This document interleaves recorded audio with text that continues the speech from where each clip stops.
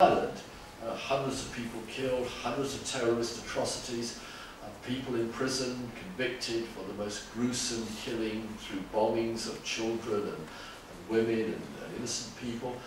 And Blair went to Northern Ireland and said to the Protestant community in Northern Ireland, you will never ever lose your status or change your status without your complete and utter consent. And that statement by Blair transformed perceptions in Northern Ireland, and a year later it was possible to move to the peace accord.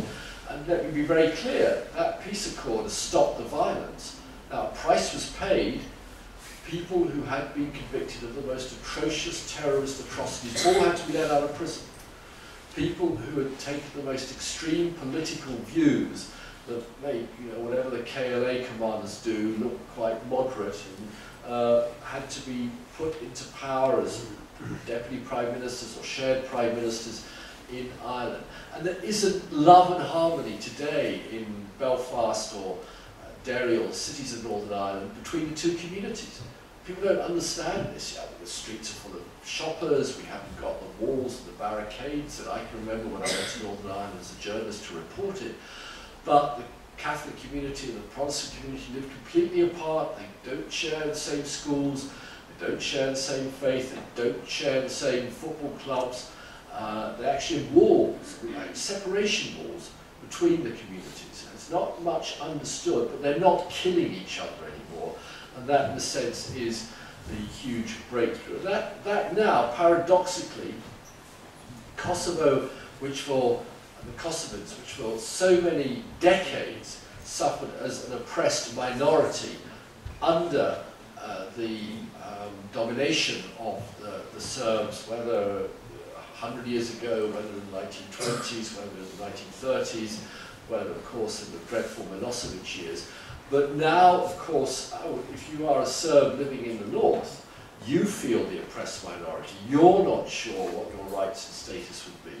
And that really is the imaginative leap that Kosovan politicians and statesmen have to take to send out, as Tony Blair did, messages of reassurance that under any conceivable final settlement, that the rights and the culture and the sense of displacement that Serbs in the north and perhaps elsewhere in Kosovo feel will not be an impediment to constructing a common Kosovo in which people can grow together. Because I remember coming here when I was a minister shortly after the war, just outside Pristina there'd be a British Army unit, and they'd be looking at fields, bit by bit, fields that had been in Serbian hands for decades were being taken over by Albanians. Sorry, I saw it with my own eyes. You can see the demarcation line between the Serb-tilled field and the fields that have been colonised and taken over. Now, I can understand that sense of revenge or wanting to get your own back in the year 2000, 2001.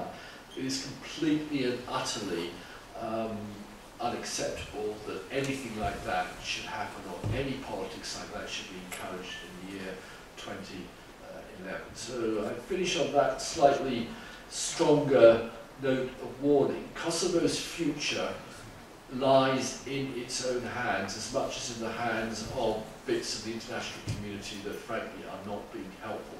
I will do my best, so will many of Kosovo's friends in Berlin and Paris, in London, in Switzerland, in Brussels, where, believe me, you have the very strong support of both Baroness Ashton, the European High Representative for Foreign Affairs, and our Chief Aide, Robert Cooper, who's one of the most subtle and brilliant diplomats that has been produced in Europe in recent years. You've got support in Washington, support in Ottawa, support in Stockholm, tremendous support from Radek Sikorski in Poland. Fine. But in the end, countries write their own history. It's not written for them from outside. For too long, Kosovan history was written for them by people in Belgrade who refused to acknowledge the right of the Kosovan people to be masters of their own territory, their own culture, their own destiny. You now are in charge, and my message, not that I'm very good at messages. I completely agree with Oscar Wilde that there's only one thing worse than advice, and that is good advice. So I don't give advice to anybody. But my message simply is, you in Kosovo can write your own history now. I think the new generation of politicians I see as ministers are doing that. But it's just wonderful to come and to any university, and certainly a lovely one like the American University here, see a new generation being formed and shaped. And I look forward to coming here to ski, to relax, and not any longer ever to have to make speeches or write books about Kosovo, because Kosovo will become the happiest country in Europe it will very soon belong to. Thank you very much.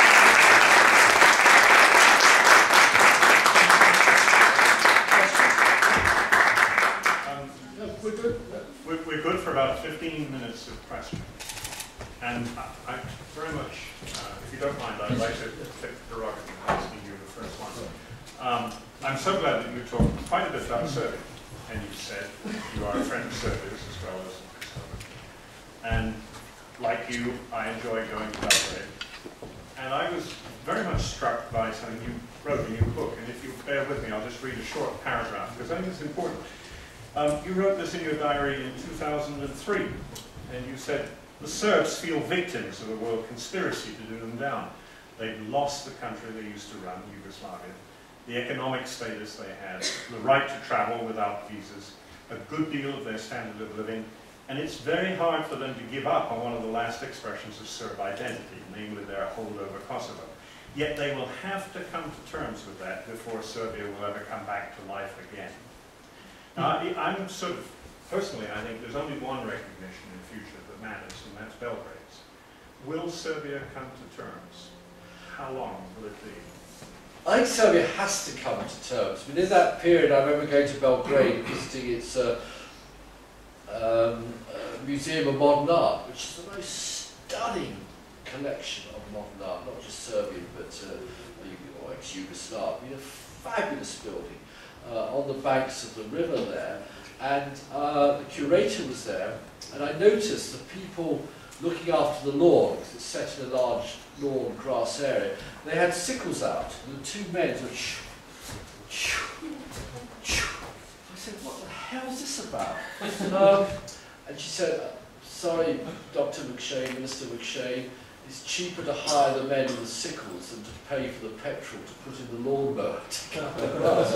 And that just symbolised for me, just how awfully backward Serbia just gone from, well, I suppose, I think Milosevic's Kosovo Poje speech of 1987 was a turning point for European and Balkan history. So, and the frustration is whenever I meet Serb politicians and journalists, they say, "Yeah, we know we're not going to get Kosovo back." And I say, "Well, okay, what are you going to do about it?" And it stops at that point. It does frighten me. Ireland, as I've got a lot of Irish background, Ireland, until about 10, 15 years ago, had in its constitution that Ireland, the Dublin Republic of Ireland, ruled over all of Ireland, including the 6 counties, municipalities, if you like, in the north of Ireland, which are part of the United Kingdom. And until they removed and changed that constitution, the Irish Protestant Unionist people in the north just never ever trusted Dublin. So I don't know what it is. Tadic himself I count as a friend, he's a warm man. I mean, Tadic does have a double dialogue. When he's outside Serbia, he's very friendly, he wants to do deals, he wants to help Kosovo, he wants to move on, but back home he has to get himself elected.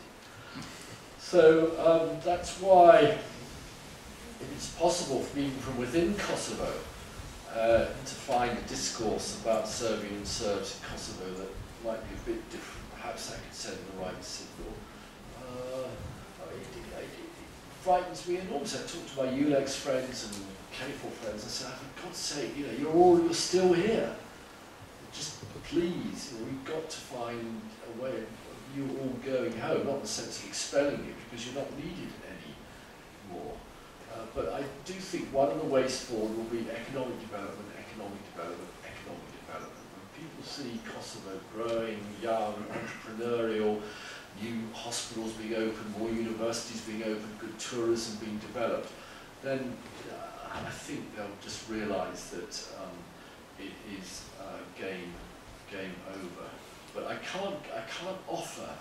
I mean, what I wrote then about Serbia feeling the victim of world history still is true.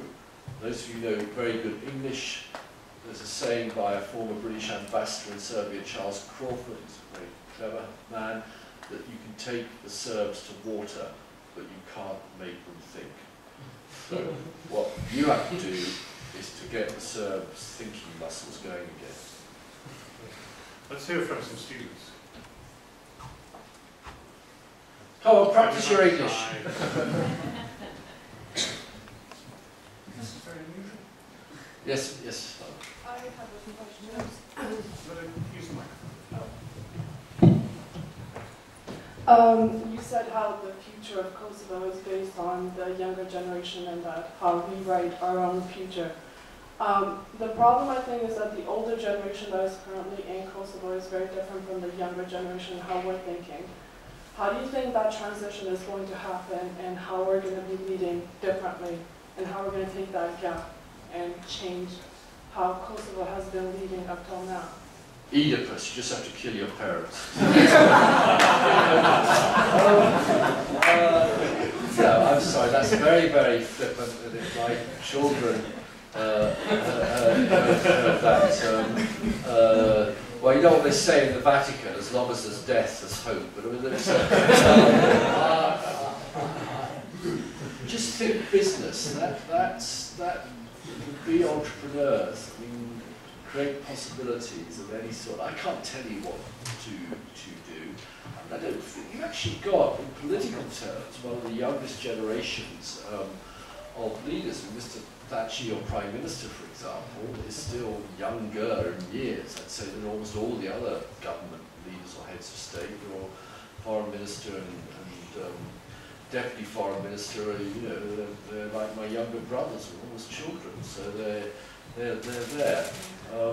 But I would like, you know, if you get out the message of Kosovo as a young country, as Kosovo as a Wi-Fi country, as Kosovo, sorry we're stuck with this kind of shit in Serbia, but we're going to build out seek to leave it. And to some extent, I don't want to draw exact parallels, but Israel under huge pressure from Palestinian and Arab countries around itself, and Italy with a lot of support from the United States, but it's got out and built, you know, it's a really fantastic new industries, high-tech industries, electronic industries, and using brain power, because Israel hasn't got any natural resources, hasn't got any metals, hasn't got any coal, hasn't got any gas, hasn't got any oil.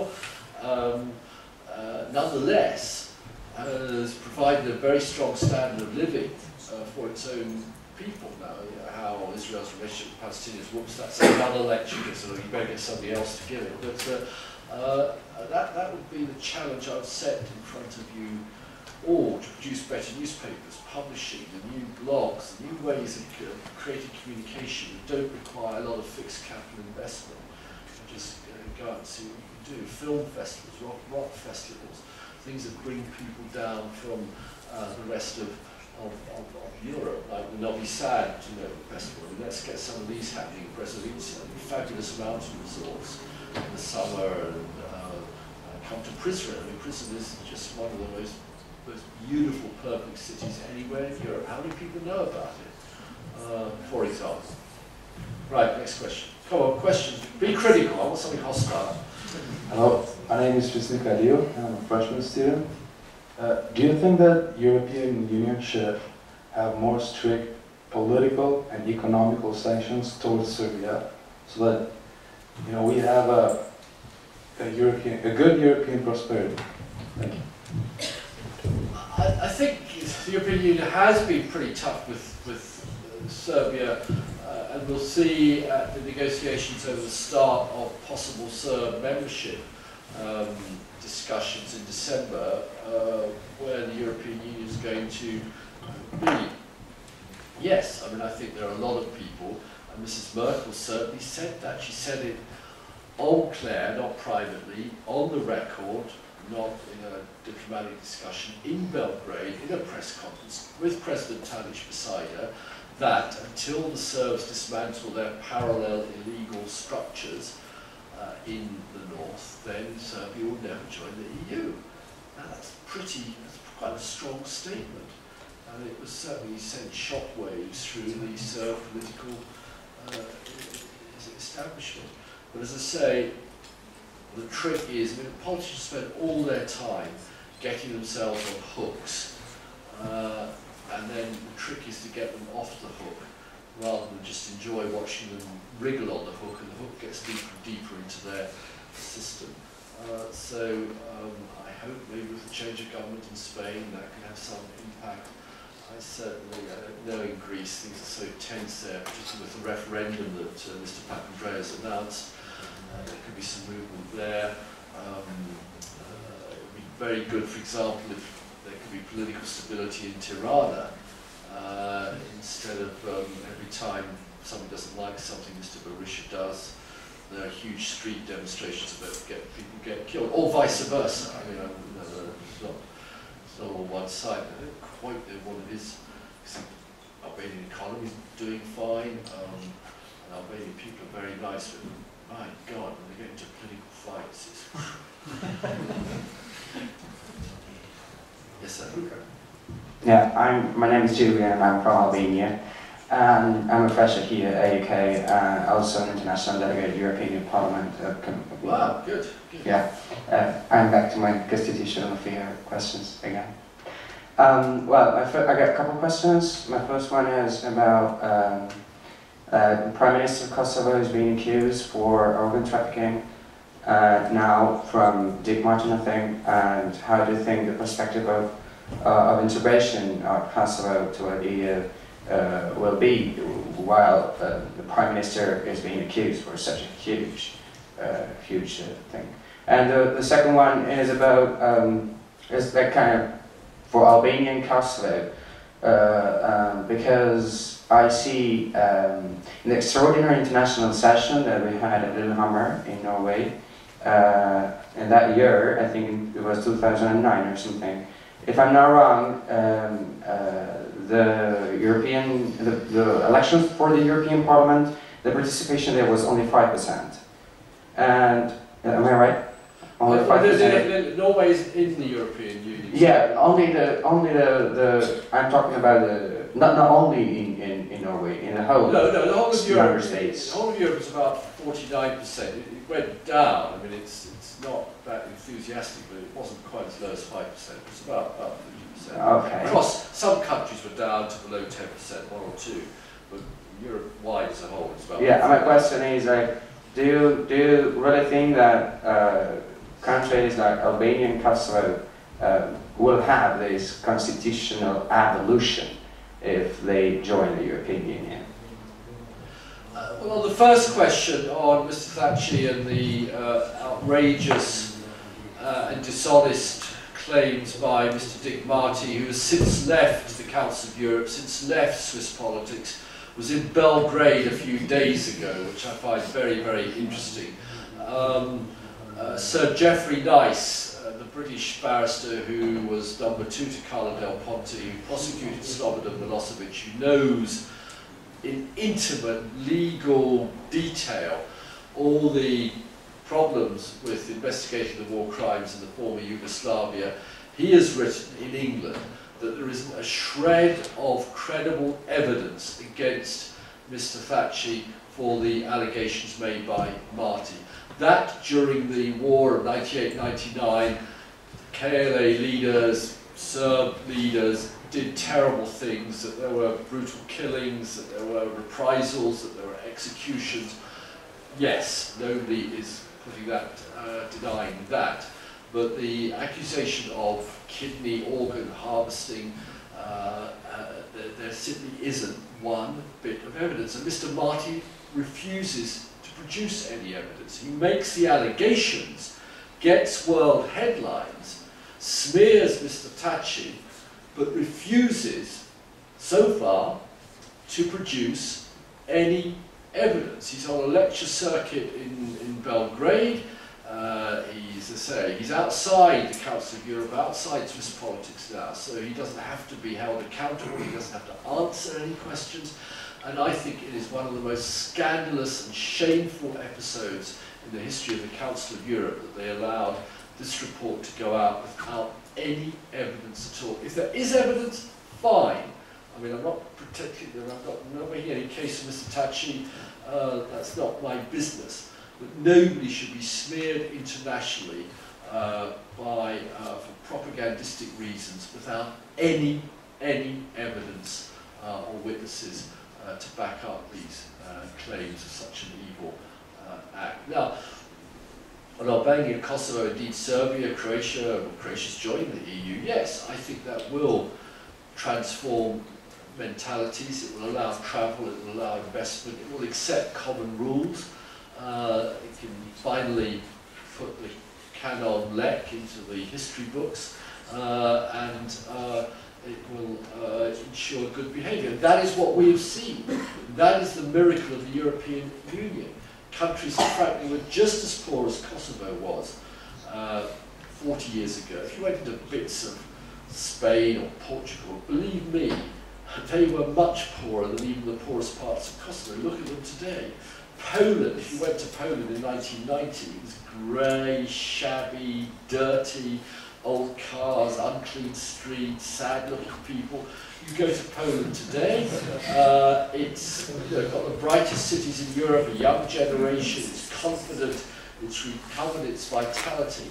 And let me be very clear, I think if Serbia recognises Kosovo and moves away from its current position, and joins the EU, as I would wish, then I think Serbia very quickly will again become probably the dominant nation in this part of the Balkans. I think Belgrade is one of Europe's great postmodern cities. Maybe actually it's a good green and ecological policy to get out sickles to scythe away the lawn rather than using petrol-driven CO2-emitting lawnmowers.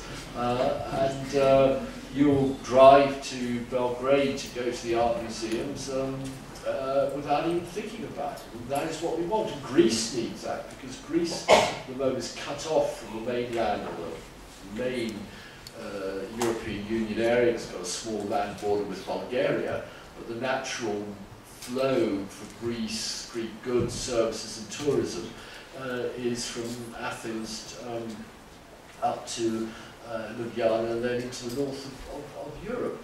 So it's profoundly in Greece's interest to see Kosovo, Serbia become European, Macedonia, I don't want to get into the Macedonian question, but it really does, it makes sense, because what we've seen in Europe, even with all of Europe's problems, Europe is a $16 trillion economy, it has 50 of the world's top FTSE companies here.